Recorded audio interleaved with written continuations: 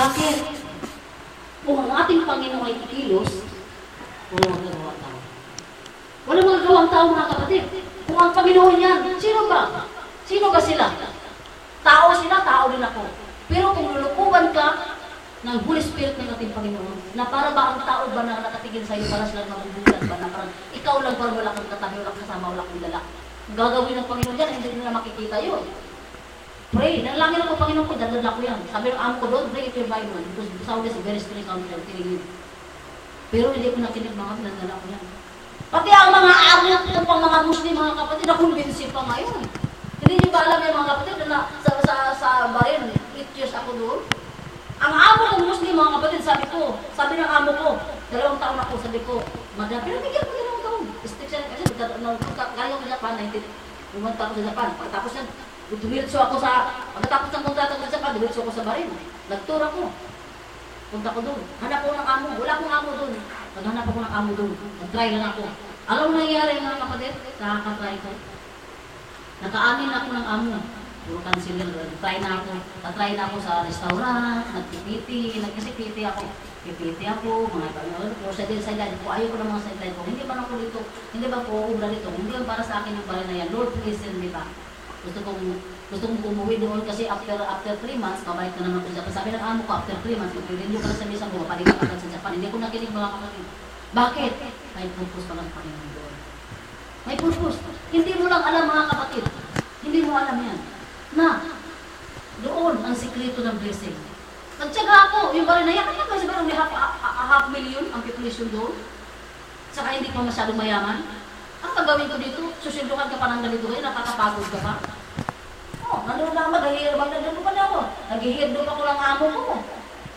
Maglilinis pa ako sa kanya. Gagawa ko ng mga bulaklak kung saan siya magpupunta. Naging secretary pa ako sa kanya. Naging treasurer pa ako. Ang dami ko yung trabaho mga kapatid. Mag-aalaga pa ako sa dami mga tao, marami sa mga tauhan doon. Yan may gabi na doon. Dami pinagawa ng mga puso. Kung ba't ako magtitinis dito? Samantalang doon sa Japan, isa lang trabaho ko. Mayroon pa akong ang magtagaluto pa sa akin, doktor pa. Sabi ko, bakit pa nagtsatsaga rin mga kapatid? Bakit by purpose po ang Panginoon?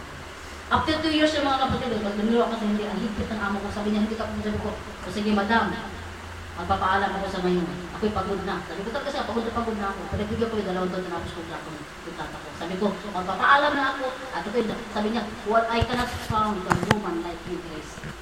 Sabi niya, I cannot see. Na you are honest to me, sincere, good woman.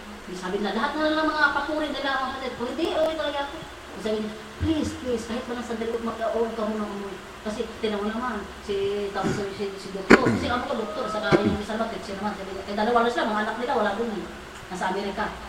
Nasa Egypt din yung isa, kasi yung mga anak na wala. Ngayon, sabi niya, sige, dito ka lang pala, dito, nagdagan na lang siya, nagdudubili na lang yun. Ginawa talaga yung mga anak niya, nag-increase yung sweldo ko. Pero sabi ko, sige, increase yung sweldo niyo, pero sa isang kondisyon. Sabi ko, may isang kondisyon eh. Kasi depende naman yan, kapatid, alam mo, sa totoo lang, kung amo mo istrikto, kung kondisyon ka, kung gustuhan ka nila, mabinta din mga kapatid. Ano sabi niya? Sige, pero may isang kondisyon ako. Sa ano yun? Bigyan mo ako ng free. Anong free?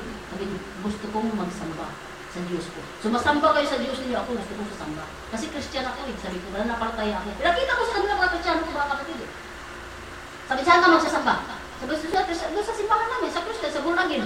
Sabi niya, anong Born-Again? Sabi ko, direct to pray to God, Jesus. Sabi ko, yan ang Diyos ko.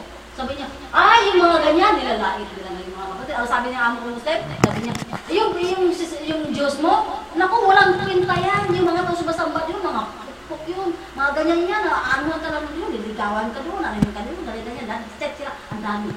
Sabi ko, sige madam, lahat na yan. Lord, sabi ko, madam, Doc, I respect your religion. Respect also my part. Sabi ko sa kanya. Kung gusto ninyo, sabi ko, kung papayagan ninyo akong sumamba sa Diyos ko, then mananatili ako sa inyo. As treasurer. Kasi treasurer na ako, sekretary pa ako. Ang dami-dami trabaho. Nandiyan pa yung mga bulaklak. Nandito pa yung ang dami-dami pa mga. Kahit marami pa, may katulong ko sa hindi na. Ang isip ko, grabe.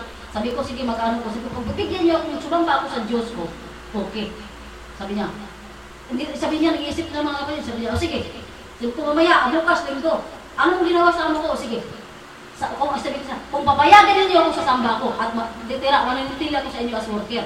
Kung halimbawa wala kayong tiwala sa akin, dahil alam ko naman talaga na wala kayong tiwala sa akin eh. Kahit na wala naman kayo nakita mali sa akin. Kung talagang may tiwala kayo sa akin, sige, samahan niyo ako.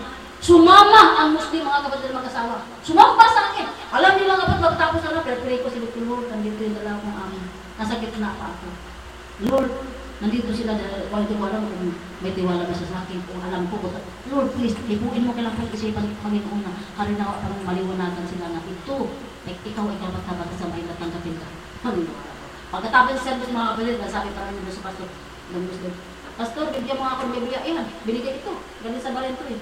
Binigay sa akin ito ng pastor. Nanghingi din yung amo ng Muslim. Ibig sabihin, accepted mo niya. Alam niyo mga kapatid yun? Tuwing linggo yan. Alam niya na alas 6 pa yung preaching doon, yung panambahan namin. Alas 5 pa lang mga kapatid yung Muslim, mga kapatid. Naliligo na. Kinagatok na ako, sinabi ko naman sa akin, Grace! 5 o'clock, 5 o'clock, we're going. Sabi ko, we're going to go.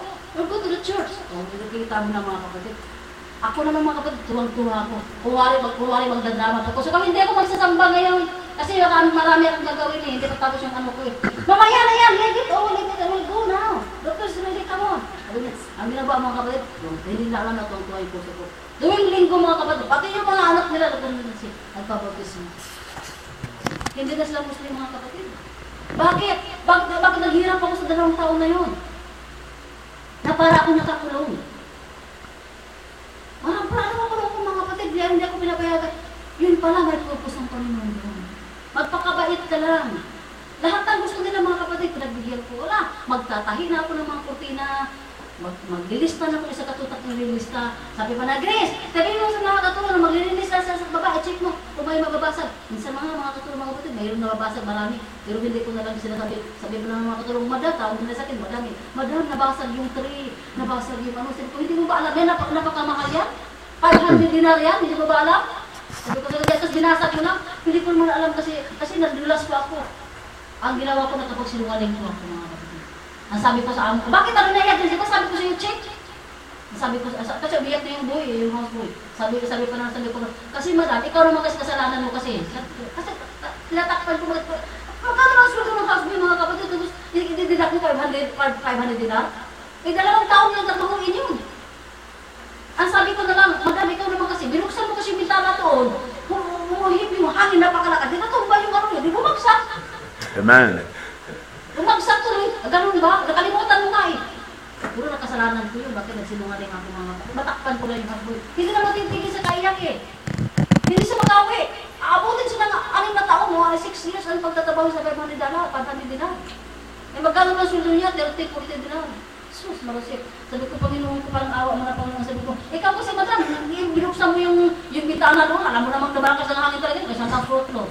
Tapos yung pagkakasalan niya, nakalimutan ko, hindi ba madali ka na eh. Eh hindi naman niya na ano yun eh. Alam mo ginawa sa buhay mga kapatid, halos magbubulod sa pasalamat na sinipon mo gawin sa akin na hindi ako Diyos, na pasalamat ka sa Panginoon na hindi ka nahuli. Sabi ko sa kanya, sa sunod buwan, uuwi na ako mag-iingat ka dito. Uyak na iyak yung buhay mga kapatid ng kuya ko. Kasi siguro may sarili na lang kong buhay eh. Mag-itches ako sila, kung ganahin niya sila, nanatili ba naman ako doon. Kaya tataas mo kasi pa, gusto ko naman pumunta rin ibang bansa rin, huwag ko na lang nakakulo sa kanila. Hanggang sa ngayon mga kapatid, welcome pa rin ako. Ganun sila mga kapatid. Maging tapat ka lang sa amo mo. Maging tapat ka lang sa lahat ng ginagawa mo, i-grant ng Panginoon yan. Hindi yung iba kasi mga Pilipina, kung nagpunta sa ibang bansa, parang sila nakakari, parang sila nakakabida. Hindi ba magpakumbaba sa amo eh. Kahit na prinsesa ka dito sa Pilipinas, padating dito sa kanila, hindi eh. Kahit may posisyon ka pa, yung maganda pang trabaho mo doon, magpakumbaba ka pa rin. Bakit? Hindi natin lugar yun. Kaya ang ginagawa ko, sabi ko, umaasta-asta ko doon sa Japan na para akong ano talaga, kung sino-sino, para akong ganito-ganyan. Yung pagdating ko pala dito, mas malala pa sa katulong. Sabi ko, mas malala pa sa katulong, mga kapatid. Pero ginawa ko yun. Bakit? Alang-alang sa Panginoon. Bakit? Yung tao na yun, yung pamilya na yun na pupuntahan ko, ililigtas para ng Panginoon. Ngayon mga kapatid, nag-aaral na siya ng Bible. Tinan mo, ganun ang ating Diyos, gumagamit po niya ng instrumento. Gumagamit po yan ng instrumento. Ang hindi magagawa ng tao, magagawa po ng Panginoon. Bakit lahat ng bagay kayang gawin ng ating Panginoon? Sa ganun lang ng Panginoon, kaya niya. Kaya ikaw, brother, sister, don't worry. God will send you in America. As soon as possible. Just keep on praying. Don't give up. Especially now, may visa ka na. Don't worry. He will give you granted. Just keep on praying. Don't stop to praise the Lord. Yun ang sikreto. Dahil maghihimala ng Panginoon sa Amerika. Bakit hindi ka pa niya pinagdala ng Panginoon doon? Bakit? Meron ka pa. Sama-sama muna tayo dito.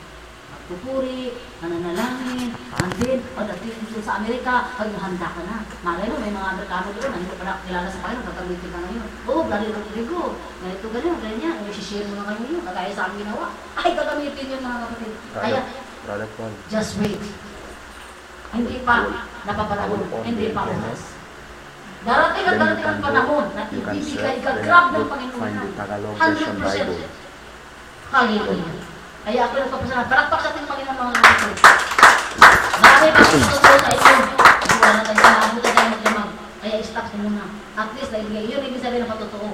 Mayroon kasi ibang patutoo kasi, ako nagkasakit ako, ako malala na, ay hindi malaman kung may solusyon. Hindi yung patutoo eh. Ibig sabihin yung patutoo, nag-glorify yung ating Panginoon. Natutuwa siya sa ginagawa niya.